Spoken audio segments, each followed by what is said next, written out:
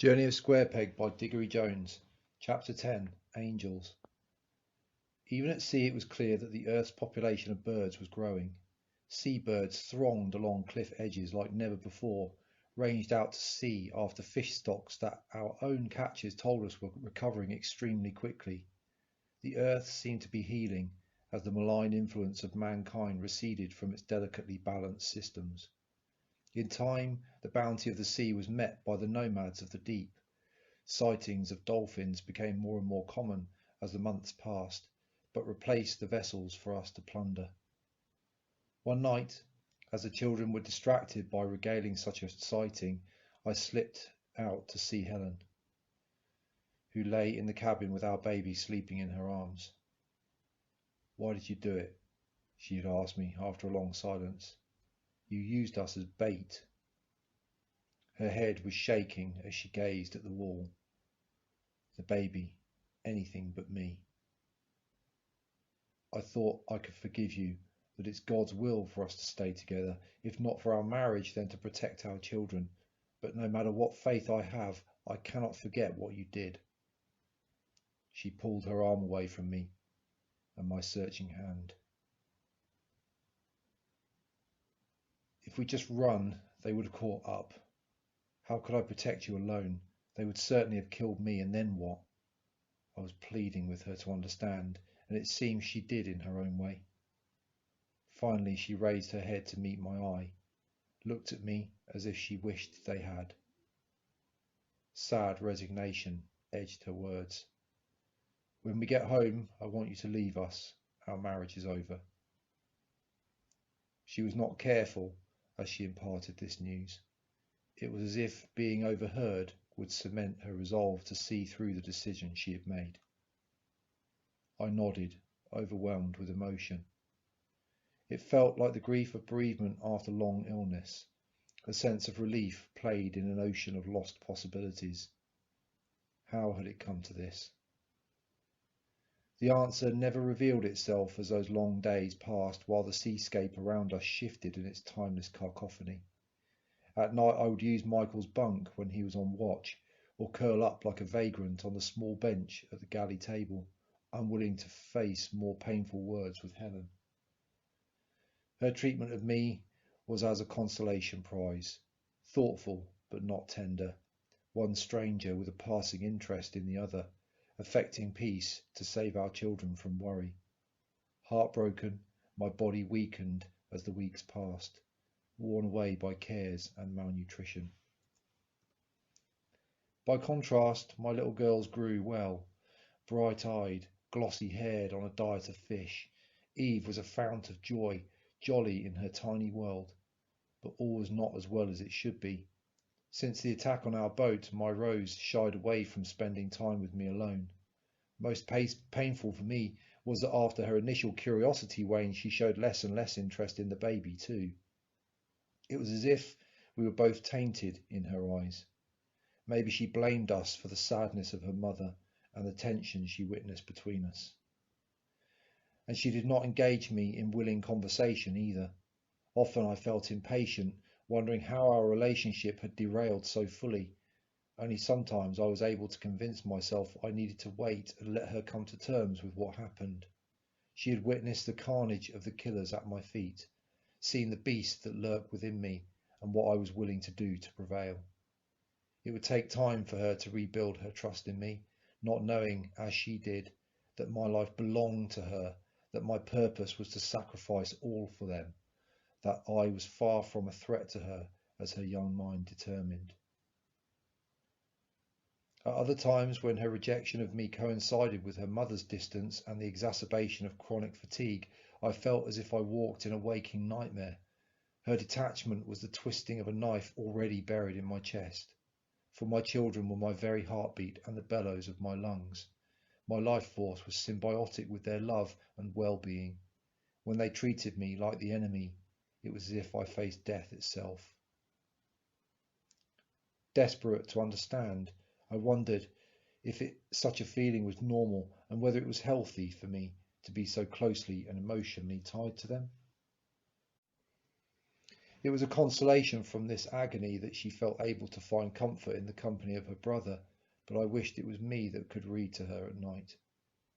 It was a role I relinquished reluctantly, but I did so believing that I owed her the patience of a father for his damaged child. In hindsight, I learned that she felt abandoned by me. One evening, I overheard them talking in the cabin next to ours. "But why can't we go to the land?" she asked her brother. "I hate being on this boat. I want to see my friends again. I don't want to be here with him." My heart skipped a beat as I strained to listen. "Well, Dad says it's too dangerous on the land." "Why?" "When the food and fuel ran out, people got really angry and started to take over." "Why didn't the police stop them?" she pursued.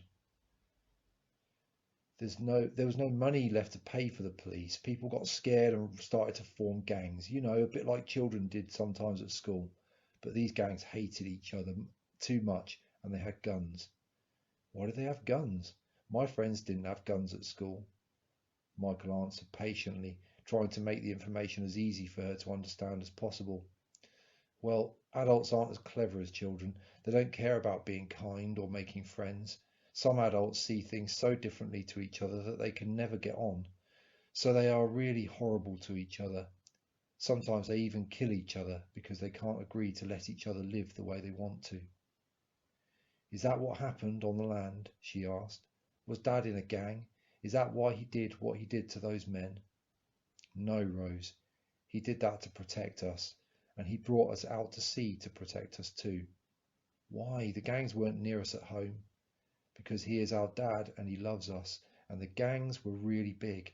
They were everywhere and they would have come eventually." "Well, don't tell him, but I don't love him, and I don't think Mum does either." A tear welled in my eye and traced a path down to my pillow. My heart sank lower than any moment in my life before. "You should love him. Dad was never in a gang. Lots of good people weren't. They just couldn't control the people that joined gangs and they got stuck in the middle when those gangs were fighting. Dad thinks we had to come here so we wouldn't get hurt." Michael tried his best to show her her error, but Rose shared with me more than she could know, not least of which my bloody mindedness. She would not be persuaded against the evidence of her own eyes. Their mother returned from watch to check on the sleeping baby, interrupted the conversation. I wiped my eyes and pretended to sleep as she passed me to enter our cabin, knowing now a new degree of being broken-hearted. Just for a moment, I wished I wouldn't wake up. The weeks rolled by, each marked by a freshwater bath for the children in the tub heated on the warm coals of the fire. On the good days, my family would sit and eat and talk together as we had never done before. Such were the long hours between moments of activity in that limited terrarium on the desert plains of the sea. In time, Helen had come to speak more to me, more like a friend than a wife. It was as if her decision had freed her from the bonds of our shared life, and she was moving forward with fresh vigour, no longer hindered by the baggage of our history. The long days meant that together we could prepare for landing again, and I tried to keep busy to take my mind off my damaged relationships. We developed a simple kind of Morse code we could use with our shortwave radios to avoid talking on air. We also perfected weapons, ever fearful of a repeat attack on our boat, but knowing too that on land we would need to defend ourselves as well as be able to hunt silently. All was driven by rare snippets of news from land, caught on our radio as they were broadcast by the desperate people there. I hardly ever noticed my tinnitus in those moments, save for after the last watch, when I would fall exhausted in my bunk, the static of the radio scanner echoing with it in my head. It was especially quiet when the silence was broken between my wife and I. When this occurred, I would always ask how the baby was. I was yet to spend much time with her, just a few stolen moments each day, for Helen kept her close, was unable or unwilling to share her. We would discuss for a moment her toilet habits, as parents do, and I was happy that she made such wonderful progress. The estrangement from all four of them was the saddest feeling. Despite the fact that I was within 40 feet of them at all times, I never felt more alone in all my years upon this earth. Even so, there eventually came things that I could quietly celebrate. In time, Rose began to heal in the gentle love that we nestled around her. The innocent baby, who took her first steps at 13 months old along the rolling floor of our tiring boat, filled us with the light and heart of her heart, and managed to shine that light inside her sister's heart too. With her own, she drew Rose's sense of fun out from the darkness within her. It is the wonder of humanity that its children have such a capacity for recovery. All it took was time, patience, and the nurturing of those who love her. With the dam finally broken, before long my girls became thick as thieves, the elder bundled along on a steady stream of innocent mischief emanating from her youngest sibling. More and more her face shone with pleasure, and laughter filled the air. 18 months after the event itself, my first daughter was able to smile at me again. The occasion was marked by a simple moment that filled me with such demented relief and joy, crazy as it seems to think back on it now. I remember it as if it were yesterday. One cloudless day she approached me to show me how she'd mastered a skill. "Dad," she said, "look what I can do all by myself." She smiled as she successfully managed the tricky procedure of tying her shoelaces. Leaping on the opportunity, I made a huge fuss of this amazing feat, and she grinned proudly in response. Then, unbidden, she spread her arms wide to embrace me. Her small arms squeezed me, her soft cheek pressed against mine. Her hair smelled of sea air. She was perfection. The memory puts a lump in my throat even now. That night I wept with relief in my bed. I got my baby back, and from that moment onwards, I treasured her proximity whenever she shared it. We had a lot of catching up to do. Now that she was with us completely once more, I could trust her to react to me in greater excursions. I had realised that the children lacked adequate environmental stimulation on the barge, so in time I let them board the abandoned vessels with me. Excited by any variety, they could barely be held back as they were handed across the watery void between boats. Watched by their brother as I worked, they bounded on long decks, sang nursery rhymes, swung from booms, and shoved tillers, growing strong and physically literate as they raided the cupboards by my side. Though it complicated the works I carried out, it felt amazing to work with them at close at hand and share in their journey of discovery. I fashioned toys for them when I could find the raw materials, and began to instill in them skills that might set them in good stead. I even made blowpipes for them from copper tubing and out-of-date cannulae from our medical kit. We practiced our marksmanship across the decks of million-pound cruisers, filling expensive teak doors with myriad pinprick holes, and burned with love as they puffed out their chests with pride, even though the toddler hadn't managed to get the dart beyond the end of the pipe. And this experience was one of the many ways that the collapse had led to better things for me. Fatherhood was not relegated to time spent with them during a few hours off work now. I was much the better for it than I would have been before the collapse, working 60 lonely hours a week. I wish I could have seen the same healing effect of time on my wife, but while she carried out her duties as a mother with admirable reliability, when the children slept, guarded in their shared bunk by the ever-present teddy bear they loved as much as I loved them, Helen's cares, her low self-esteem and poor appetite ate away at her too. She did not play with them as we did on the decks, but sat listless and vacant whenever the demands on her abated. At first I figured this was related to fatigue worse than I suffered, but in time, when the nights were no longer broken by our growing baby girl, her anxiety and tiredness did not abate. Instead, it manifested in ever more isolated behaviour. Communication dwindled like our rations. I recognised the symptoms I had suffered myself for many previous years, and I was powerless to help. The long hours at sea, even when busy fighting the cold, condensation-plagued winter aboard, proffered no solution to this decline, and my attempts to bridge the widening gap between us eluded only avoidance or passive aggression. I put it down to the trauma she had suffered, and blamed myself for the damage I had done, even if it ultimately meant we had lived where others had died. So the days and weeks passed, with the albatross of depression hanging round our necks, dulling the lasers of light and love emitting from our children as they blazed like magnesium. The world turned, the seasons passed, and we adjusted ever more to our life on the sea, keeping, as much as possible, the land within range of the dinghy tethered in our wake. Unhelpfully, there were frequent reminders of the events that brought it to us. For my stray shot had penetrated a locker full of clothes, and every item sported a bullet hole that taunted us daily with the memory of that terrible moment.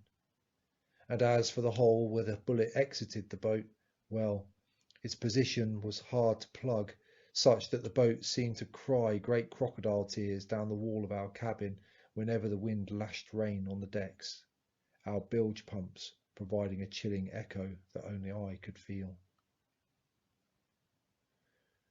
The night we spoke of angels for the first time followed a meagre meal. My children were nestled on our bed below, laughing and joking as they looked at old photographs of a world now lost to them. Pictures of Rose and Michael in school days, or school plays, or on summer holidays, posing in fancy dress or climbing a tree, all were things beyond the extent of the girls' memories and fascinating to Eve. It fell to my son to sate their curiosity with long explanations drawing upon the commonalities of that life with their own at sea. It was a tall order, but the conversations did them good, and they quickly developed a vocabulary that belied the confines of their limited existence aboard. Eve's eyes glistened in wonderment at the thought of such a beast as a horse, or sitting in a seat and shooting down a road at a speed 10 times faster than our boat could sail in high wind. And often Michael was made to retell those stories of a world she had never known and could not fully comprehend. A while after the baby fell asleep in the sibling warmth between Michael and Rose, my wife made a rare evening visit on deck with me. She settled opposite, the light breeze twisting her fringe playfully. No boats were on the sunlit sea around us. Peace had settled on our tiny floating home. She rested the sailcloth garment she was making on her knee. She was stitching it into waterproof clothing for our baby. I noticed the buttons she had added to adjust the leg and sleeve length as Eve would grow. As she worked, Helen added strips of ghillie suit camouflage taken from the excess of her own. Already that month I had admired the thermal layer she had knitted in the hours spent below deck. Eve would be warm, dry and well hidden should we need to go ashore. "I wanted to talk to you," my wife began, after Rose shared a dream with me that she had been flying.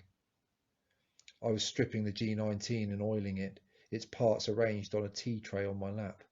A chunk of afterbirth lay defrosting in the evening air, ready to bait the night fishing hooks that were lined up along the handrail. Listening, I polished quietly, a glance at Helen being enough to encourage this rare communication from her to continue as I switched off the radio that was scanning for broadcast by my side. "I was wondering," she resumed, "why it is that young children do not fear death in the way we do. I think that all people have dreams of flying in their childhood. Why? And why is it that mankind, no matter what culture, for all eternity, has been so obsessed with flying? I mean, in a way that they haven't been obsessed with tunneling underground or anything else. And then there are all the mythical creatures, fairies, dragons, all with wings, you know?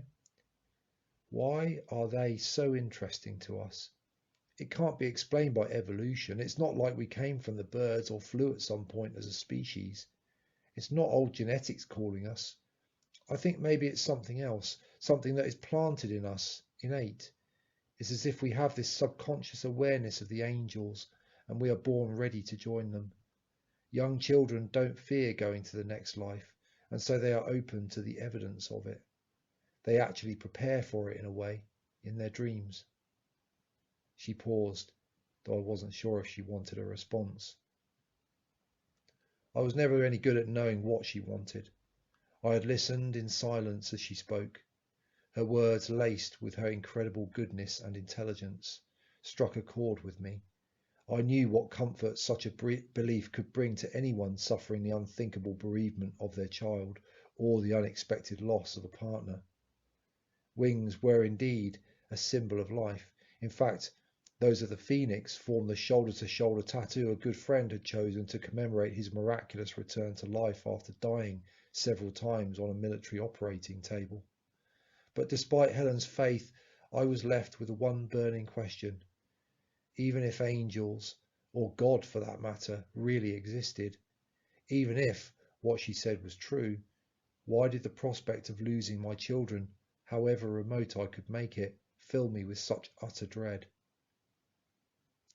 As the red sun slipped below the distant horizon, I reassembled the G19 and checked its action. In my heart, in the dying light, hope for the best and prepare for the worst still rang true to me. Maybe it was all a divine plan, but there were things I could do to try to tip the odds in our favour. Somewhere in me, the wall surrounding my beliefs was chipping away again by her words, and I wondered for the first time if one of those things should be to pray.